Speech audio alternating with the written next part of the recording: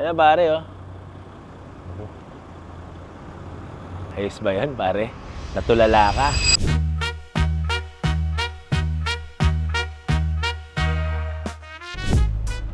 So, right now guys, nandito tayo ngayon sa South tayo ngayon. Kanina, nandun lang tayo kila Ton. So, ngayon, nandito tayo sa South and may sisilipin tayong TB48 na 5-door. So, let's see kung pasado ba or pasado. Though, lately, nabenta natin yung SWB natin na TB48. Siyempre, bibili pa rin tayo ng TB48 na 5-door naman. So, tapos na tayo sa era ng ng short wheelbase. Doon naman tayo sa long wheelbase, guys. So, let's see kung ano yung magiging deal natin ngayon. And sana, maging Patrol and Land Cruiser pa rin ang binibenta natin. And kung may magkagusto, kung pasado sa atin, let's see.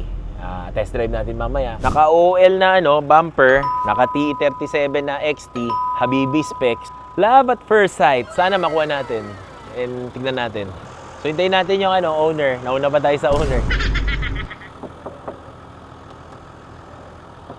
Buhangin ba ng yan? Wala to ba? Local to eh. It's a local unit. Pares kaya to sa parang hindi. TB48.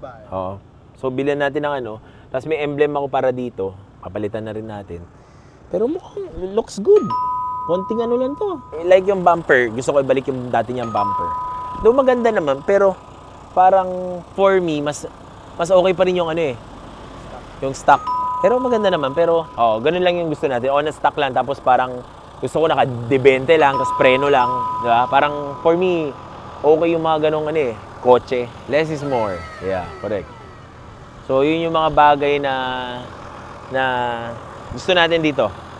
And yung makina, pare, parang ito yung 80 nila di ba? Parang ito yung era ng 80 nila, 8100, parang ganon. Na modern na solid axle, pare. Solid axle. Hi, boss.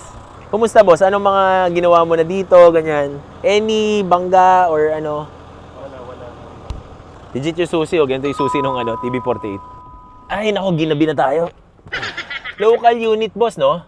Ilan lang dumating na ganito sa Pilipinas, yung local unit? 70 lang sila. Ganun talaga, pati yung sa akin. Ganito din umandar.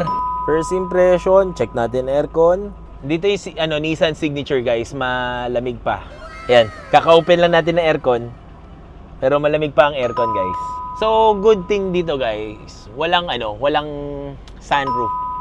Kasi yung TB48 may sunroof. Pero, mas gusto ko yung wala. Kasi nga, dun nag-uumpisa yung tulo. Malinis pa, no? Ano to, pininturahan ba to, boss? Yung gitna? Pininturahan tong gitna? So, ito na siya mismo. Ganito. Dapat pala wag yung exhaust, maingay exhaust. Check natin ang pare. Check natin ang makina. Ano ba mga kasama niya dito, boss? Mga kasamang parts o as is na siya? Tara, boss, test drive natin para Ibang local pala, no? For me, iba yung pakiramdam ng first drive ko ng short wheelbase. Iba eh. Tsaka lakas ng response, oh. No? Hindi, sa atin naka-exhaust pa. Actually, tagal ko naghanap ng TB48 na boss, na long wheelbase. Tsaka hindi ko alam na may local pala. So, boss, I like the car.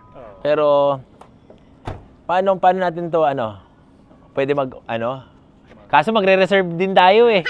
Oo. O issue na kita ng cheque. Balikan ko na lang yung kotse pagka na good na sa Monday. Yun nga, i-issuean ko na. Hindi, full amount na. Kasi para at least di rin tayo nagsayang ng oras. Kasi ako naman, ayoko rin nagsasayang ng oras when it comes sa pagtingin ng kotse. Kaya pagka interesado talaga ako, it's either, yun nga, downan kita ng medyo malaki. At least 100,000. Para at least, early in Monday, bayaran na kita. Yun lang, boss. Kasi, dire-diretsong bayad. Kaya, yun ang Yun nga, kung gusto mo, issuean kita. Ipag-pagod mo na muna pag nagod. Tsaka mo bigay sa akin. Hindi ka talo dun. At least nasa yung cheque ko. Hindi ko rin naman kinuha yung kotse. Bigyan mo lang ako ng receipt, ID. Yun lang. So guys, na-done na natin. Babalikan na lang natin to next week. Kasi para may sakit na tayo pa uwi. Kumuha tayo ng TB48 na 2009 local na 5-door pare. Long wheelbase. So yun lang. Dadandil natin and balikan na lang natin to next week. See you tomorrow. Let's go.